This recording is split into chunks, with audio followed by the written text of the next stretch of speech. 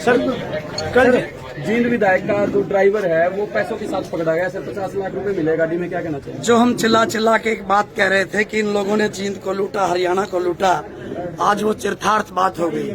हम तो विपक्ष लगते थे कि जब हम कह रहे थे कि भाई इन्होंने दोनों हाथों से, दोनों परिवारों ने जींद को खोखला किया, जींद को घुन की तरह खाया। आज वो पैसा कहां से आया, जींद की जनता पूछना चाहती है। 50 लाख कैश के साथ इनका एक बहुत चहेता पूरा जींद जानता है। आज ये बेशक इस बात को नकार दे कि हमारा इनके साथ कोई सरोकार नहीं।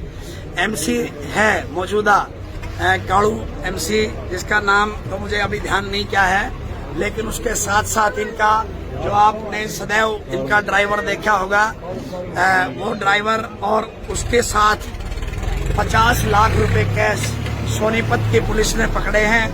वो पैसा नोएडा से आ रहा था। नोएडा में क्या इनके कौन से फ्लैटों से, कौन से बंगलों में वो पैसा रखा हुआ है, आज सरकार चुप्पी साधेगी। लेकिन हम बोलेंगे, किसान का बेटा इनसे ये पूछ रहा है कि आपने गाड़ी खून पसीने की कमाई जिस प्रकार से लूट कर खाई है, जब किसान पिट रहा था, कमेरा पिट रहा था, हमारे गरीब भाइयों पे लाठी चार्ज करी जा रही थी, उस टाइम क्यों मुख्य दर्शक बने हुए थे?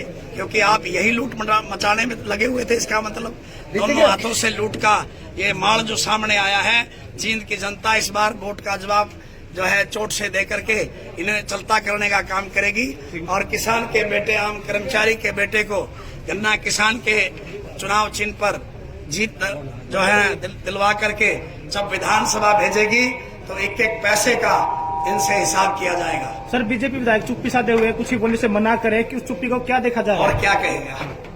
पैसा उसकी गाड़ी से बरामद हुआ है, HR 31 नंबर की गाड़ी है, उसका खुद ड्राइवर है, उसका जिंदगी का सबसे चहेता काड़ू एमसी है। जो काड़ू एमसी है, जो उसके सारे चुनाव का जो है ना ठेका चाहता है, एमसी का भाई काड़ू जो है वो सारा का सारा चुनाव जो है वो देखता है उसका, अगर नहीं पता हो तो। लेकिन अगर आज भी लोगों को समझ नहीं आया तो 100% इसी प्रकार ये दोनों परिवार इस जो है जींद को लूटते रहेंगे।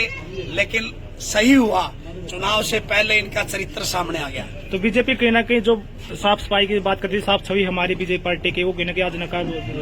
देखो, हम कहते थे तो हमें उनको लगता था हम विपक्ष बोल रहे हैं। हम विपक्ष नहीं बोल रहे थे। हमें पता था जिस प्रकार से जींद को लूटा गया, 80-80 हजार रुपए इंतकाल के लिए लिए जाते हैं।